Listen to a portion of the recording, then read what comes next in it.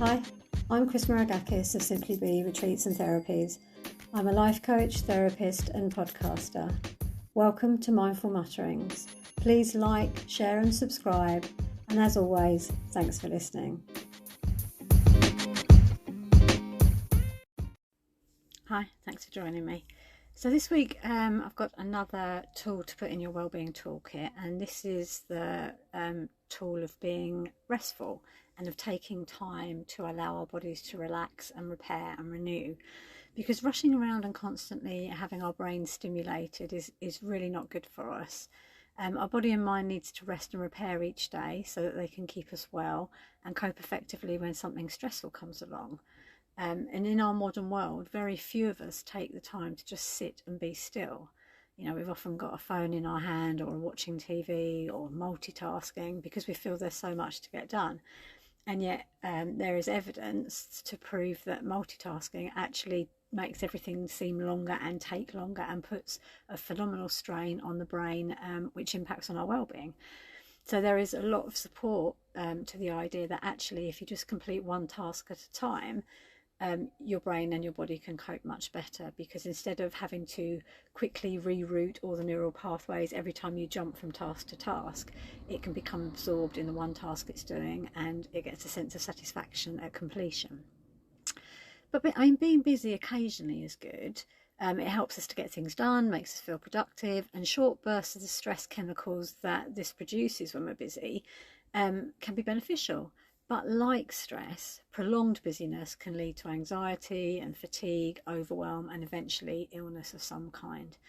So here are some handy additions to your wellbeing toolkit to help you get some rest every day, which will also help you to feel better, which will enable you to become more confident and more resilient, and it will help you stop feeling overwhelmed, getting burned out, and ultimately becoming ill. So first one, breathe. We all need to do it. It is a need of our body. But set reminders on your phone, and then when that alarm goes off, just take 5 or 6 lovely deep breaths to really get oxygen into your lungs, and then send that around your system. And what this will do is, firstly, it will make you feel much better. It will clear your mind. It will activate the parasympathetic nervous system, which is our rest and repair manager. And it will allow you to just relax, because it's a good check-in point. You can just roll your shoulders, take a few deep breaths, and the stress that you've been feeling or the muscle fatigue, depending on what you're doing, will be allowed to dissipate and won't have a prolonged effect. You could go for a stroll. Not a power walk. I don't want you to be stomping off around or trying to get your steps up as quick as you can. This is a gentle stroll, and it's not an opportunity to make a phone call. It's not, to listen to a podcast or listen to some music. Switch everything off, because this is time to consciously slow things down and for you to be able to become aware of the sights and sounds around you and to connect back to the outside environment. Get moving. Do some gentle movements such as Tai Chi or yoga, or just some gentle stretches to enable the body and mind to connect again and just direct your focus inward. And this is a really useful way of just kind of shutting off all the stimulation from the outside world and just coming within and allowing the peace that brings to signal to your body and your brain that it's time to relax. You can listen. Sit or lie down somewhere comfortable and warm and listen to relaxing music or maybe a guided meditation, and just allow your body to relax as you get carried away with the sounds that you're hearing. Obviously, there's meditation. Create a space where you can be still and comfortable and quiet, and just take time to observe what arises for you. You don't have to sit cross-legged. You don't have to have your hands in a certain position. You just have to be comfortable, because what we're trying to do is we're not trying to do anything deeply spiritual. We're just trying to relax. And so if we just maybe follow our breath, or we just observe our thoughts without going on their train of thought, without being carried away by them, then this just again signals to the body that it's time for it to rest and repair. Have a massage or maybe a gong bath or something similar. I mean, it doesn't have to be only one of those two. There are lots of holistic activities to help you relax, but find something that you feel really relaxes you and makes you feel so good when it's done, and do it regularly. accept reality. You know, this is a tough one for most of us. This is what causes the majority of our stress and puts unnecessary pressure on ourselves. If we're stuck in a queue or a traffic jam, or things are taking so much longer than you thought they would, rather than getting irritated or feeling frustrated or, oh, it shouldn't be like this, that won't change anything. The fact is, it is like this. And so the quicker you accept it, the less stress hormones you produce, the less wound up you get, the happier and healthier you'll be. So instead of getting it or allowing it to make you angry, use it to your benefit. Accept that you're stuck where you are. Use the time to list the things maybe that you're grateful for, or practice a breathing exercise, repeat a mantra or affirmation, or have a little daydream. Any of those are really good for just allowing the brain to just switch off and not have to take in all the information that it's constantly processing. And obviously, if we're doing something constructive with our time, then we're not getting so frustrated. Whatever is going on is not going to change anyway. So whether we're frustrated or not, we're still stuck in a queue. But also what you're doing then is you're using these little pockets of time during the day where you would normally get stressed and you would produce stress hormones, and that would have long-term repercussions on your health and well-being, but you're actually using them proactively to improve your life. Take a little nap. Everyone loves a little power nap. And it can revitalise your body and mind and give them the opportunity again just to stand down.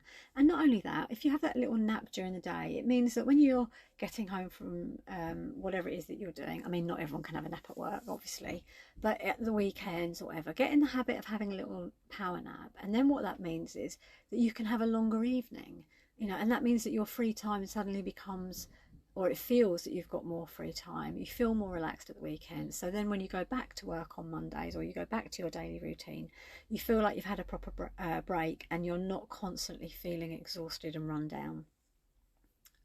Body scan's another lovely thing to do.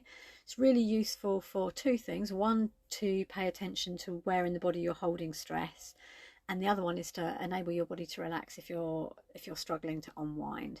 So whichever you're using it for, start at one end of your body and just work through every area. You know, maybe start at your toes, then pay attention to your feet, your ankles, your shins, you know, your knees. Work your way through the body and look for areas of tension.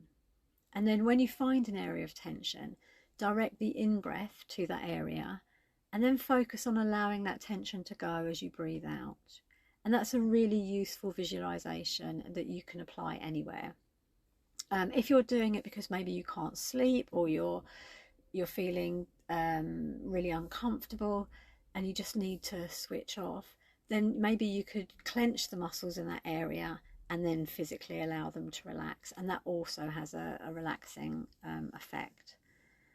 And then prepare yourself for a good night's sleep. You know, lots of people don't sleep very well. Lots of people wake up at different times, especially during menopause or times of stress or grief, or, you know, whatever it is that you've got going on. And so you get out of a habit of sleeping well, and so you have to retrain your body and your brain to sleep well. So things that you can do to help with that are make sure your bedroom is clutter-free and restful. If possible, keep the space under your bed clear so that the energy can flow freely around you while you're resting. Turn your screens off an hour before you go to bed, because the refresh rate of the screen stimulates the brain, and obviously we want the brain to start relaxing and settling down for sleep. Maybe do some light stretches or breath work before you settle down for the night. You could try a soothing drink, not alcohol or caffeine, but maybe a herbal tea or some warm milk or an oaty drink. Have a warm bath. That obviously also relaxes the body, and if you add oils to the bath, or maybe have some gentle music playing or some candles, that can be a really relaxing experience. Maybe listen to some music or a guided visualization when you get into bed or before you go to bed. You could journal, and that way then anything that's on your mind comes out and is on the paper, and once it's on the paper, obviously you've freed up that space in your brain, but quite often solutions appear, or at the very least you've got a to-do list for the next day. Gratitude. You could start as you're drifting off, listing all the things that you're grateful for, and that also then signifies to the brain that you are calm and you are relaxed and you are present, and that will help it to rest and sleep. Or maybe set an intention to have a deep, relaxing, healing sleep. the periods when we wake up and when we go to bed are the most productive for manifesting and setting intentions, because we haven't, our thinking brain is disengaging, and that means our spiritual brain, or our more holistic, the more holistic parts of the brain, which work very differently from our analytical parts of the brain, they then come to the fore, and that's a really good time for setting intentions or manifesting, as I said. So I'm sure you can probably come up with loads of other ways that you can relax and quieten your mind. And please do get in touch and share them, because, you know, it's always good to have different strategies to help people with. But prevention is always better than cure. So making time to slow things down each day is an excellent tool to have in your wellbeing kit, and actually promotes your health and promotes your well-being. And if you're healthy and well and you're feeling that you can cope with things, then obviously life's not so stressful. And when you're calm and you're present and you're feeling good, you're more likely to see solutions, or you're more likely to listen better, and you're more likely to be more open in your relationships, and it just has such a positive knock-on effect. So thank you very much for listening. Whatever if you want to get in touch with me, obviously you can through the website, simplybe.org.uk. But whatever you're doing this week, have a fabulous time and take care of you. Bye.